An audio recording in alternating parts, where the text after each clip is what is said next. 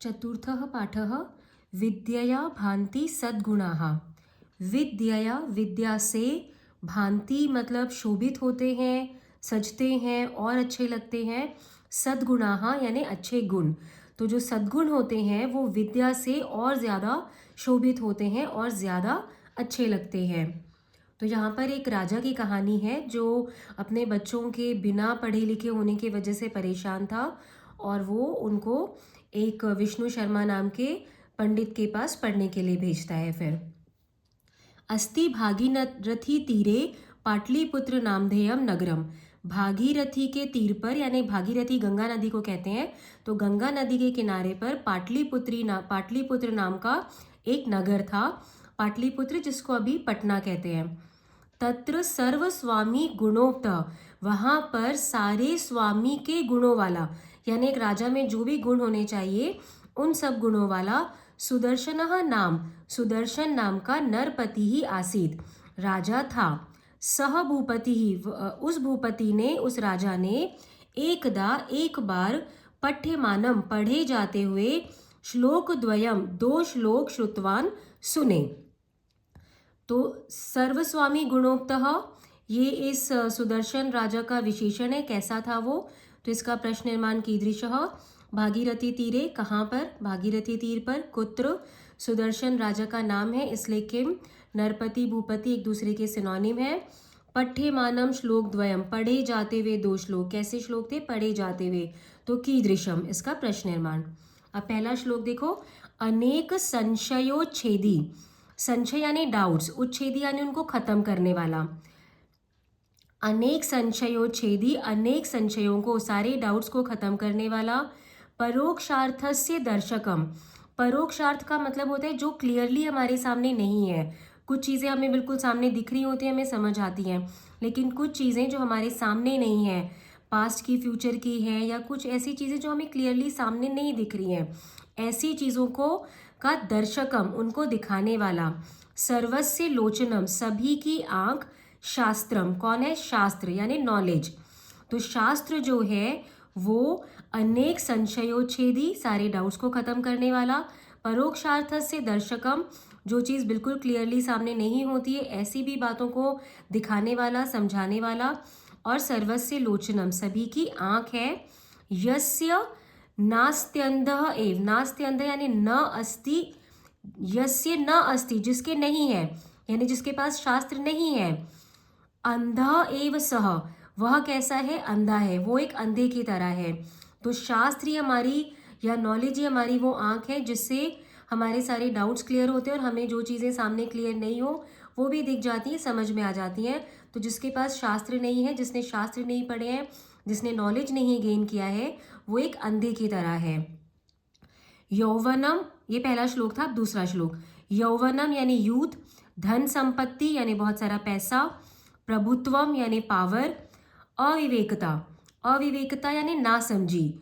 विवेक यानी जिससे हम सही गलत की समझ करते हैं, और अविवेकता यानी नासमझी कि हम सही गलत समझ नहीं सकते।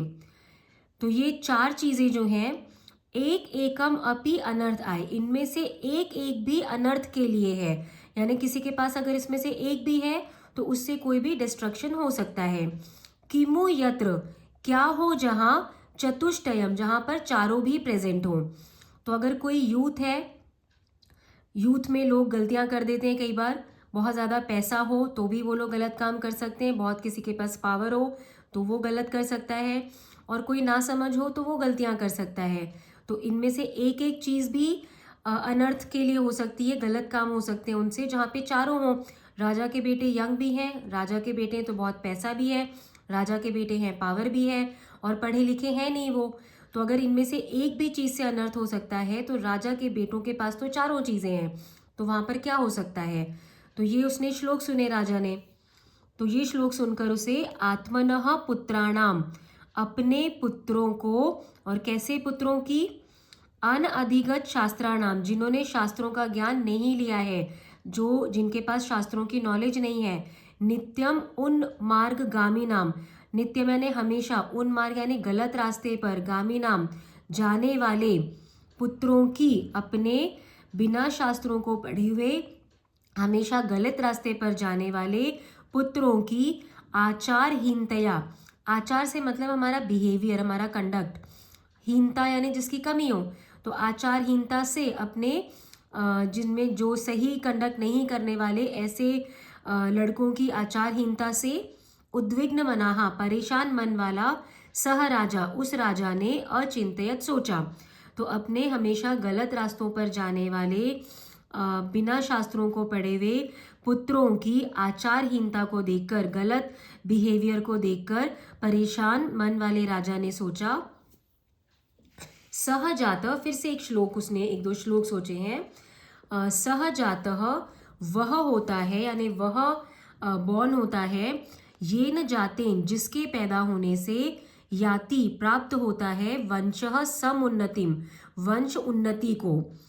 तो किसी भी खानदान में, किसी भी कुल में असल में उस बच्चे का पैदा होना वर्थ होता है जिसके पैदा होने से, जिसके बॉर्न होने से उसके वंश की, उसके खानदान की उन्नति हो।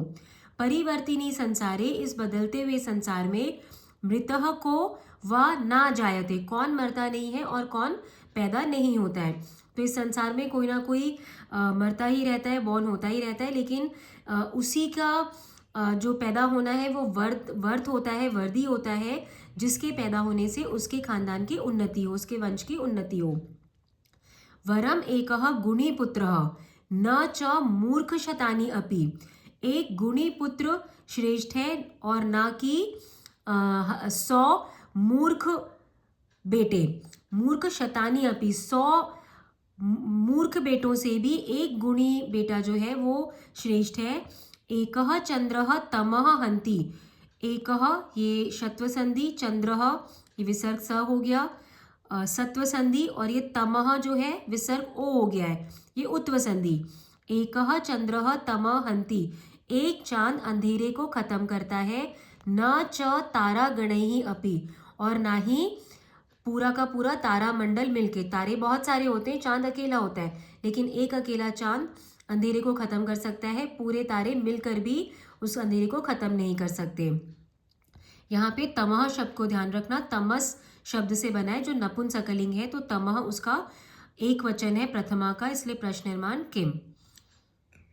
तत् कथम इदानीम एते, तो कैसे, इदानीम यानी अब, एते मम पुत्राः, ये मेरे पुत्र, गुणवन्तः क्रियन्ताम, गुणवान किए जाएं, कैसे मेरे इन पुत्रों को गुणवान बनाया जाए। यतः, क्योंकि, अब फिर से एक श्लोक है, माता शत्रुः पिता वैरी, येन बालः न पाठिता, येन ऐसा माता ऐसी माता शत्रु है, पिता दुश्मन है, येन बालः न पाठिता, जिनके द्वारा बच्चे को बच्चा पढ़ाया ना जाए। तो ऐसे माता पिता जिनके द्वारा बच्चे को पढ़ाया ना जाए वो दुश्मन होते हैं। शत्रु और वैरी एक दूसरे के सिनोनिम है। माता शत्रु है, पिता वैरी है, जिनके द्वारा बच्चे को पढ़ाया नहीं गया। न शोभते सभा मध्य, ऐसा जो बच्चा है वो सभा के बीच में शोभा नहीं देता है, अच्छा नहीं लगता है। हंस मध्य बकह यथा, जैसे कि हंसों के बीच में बगुला शोभा नहीं देता है। तो एक ऐसा बच्चा जिसे उसके माँ बाप ने पढ़ाया नहीं है तो वो किसी भी सभा में, किसी भी गैदरिंग में अच्छा नहीं लगता है, तो माँ बाप उसके दुश्मन है। रूप यौवन संपन्ना, रूप और यौवन से संपन्न, बहुत सुंदर और बहुत यंग। विशाल कुल संभवाहा, बहुत बड़े कुल में उत्पन्न हुए, बॉर्न हुए। विद्याहीनाहा न शोभन्ते, लेकिन अगर विद्याहीन है, उनके पास विद्या नहीं है तो वो शोभा नहीं देते हैं, अच्छे नहीं लगते हैं। निर्गंधाहा इव किंशुकाहा, किंशुक के फूल रेड कलर के बड़े ब्राइट से फूल होते हैं, पलाश के फूल बोलते हैं, लेकिन उनमें खुशबू नहीं होती है। तो बिना खुशबू वाले पलाश के फूल की तरह बहुत रूप और यौवन से संपन्न, बहुत ही सुंदर और यंग, बहुत ही विशाल कुल में बॉर्न हुए बच्चे भी अगर विद्याहीन है तो शोभा नहीं देते हैं, जैसे कि पलाश के फूल भी बिना खुशबू के अच्छे नहीं लगते हैं। तो ये सारे श्लोकों से वो बताया गया है कि राजा को किस तरह से फील हो रहा है कि उसके बेटे पढ़ नहीं रहे हैं। अत्र तो दैवम कारणम इति न उचितम, यहाँ तो दैवम यानी भाग्य कारण है, ये उचित नहीं है। अतः सर्वथा, इसलिए सब तरह से दैवम आलस्यम च, किस्मत और आलस्य को छोड़कर पुरुषार्थः विधेयः, पुरुषार्थ यानी कुछ परिश्रम मेहनत करनी चाहिए। तो राजा बोलता है किस्मत को दोष देना ठीक नहीं है, कुछ तो मुझे करना चाहिए अपने बेटों को पढ़ाने के लिए। यहाँ पे विहाय शब्द बहुत इंपॉर्टेंट है, याद रखना, इसका मतलब छोड़कर। इसके सिनोनिम्स है त्यक्त्वा, परित्यज्य। और दैवम का सिनोनिम है भाग्यम, किस्मत। एतत् चिंतयित्वा राजा पंडित सभाम कारितवान, यह सोचकर राजा ने पंडित सभा करी।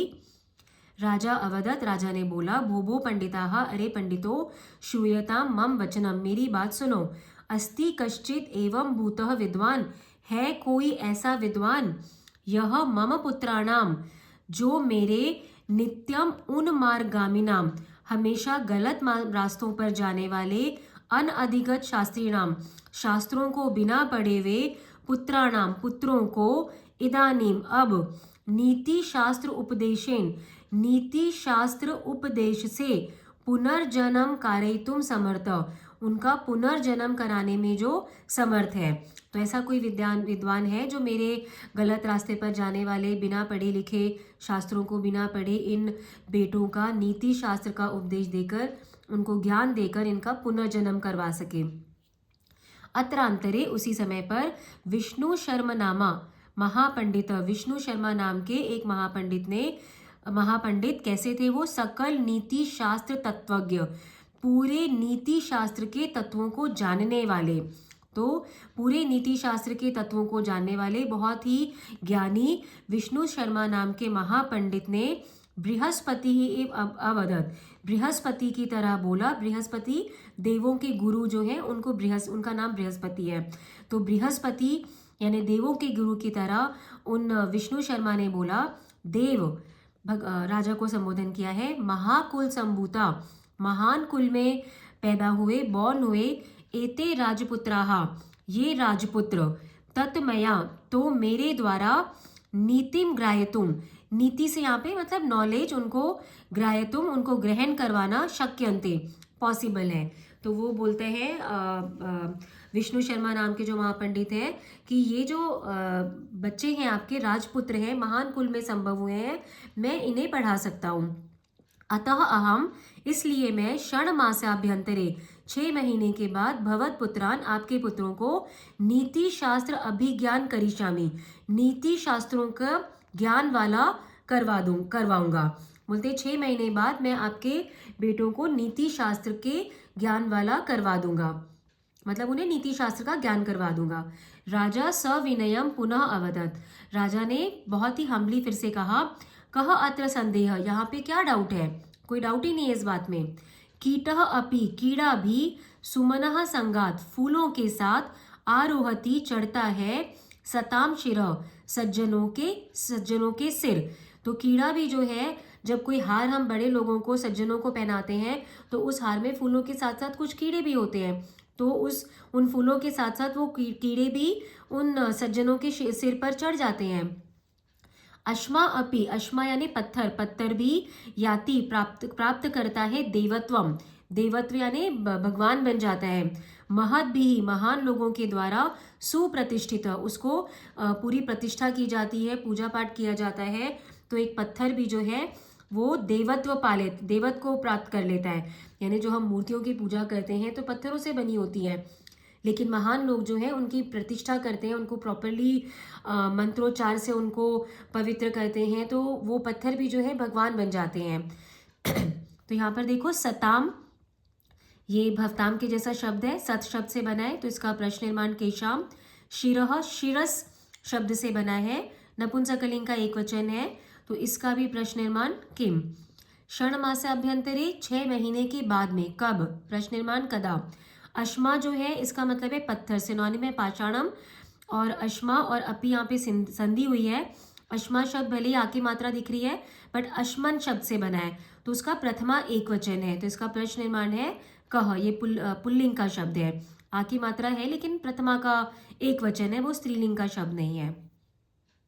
तो श्लोक का मतलब ये हुआ कि जैसे पत्थर को देव बना सकते हैं महान लोग, फूल के साथ कीड़े भी सज्जनों के सिर पे पहुंच जाते हैं, तो आप जैसा अगर कोई महान पंडित है तो वो मेरे इन बेटों को भी पढ़ाई देंगे।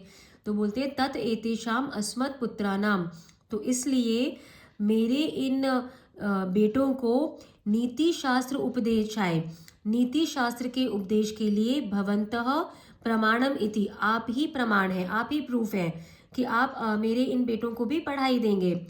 उक्तवा ऐसा कहकर, इति उक्तवा ऐसा कहकर, तस्य विष्णु शर्मणः करे, उस विष्णु शर्मा के हाथ में बहुमान पुरः सरम, और बहुत मान सम्मान के साथ पुत्रान, बेटों को समर्पितवान, समर्पित कर दिया।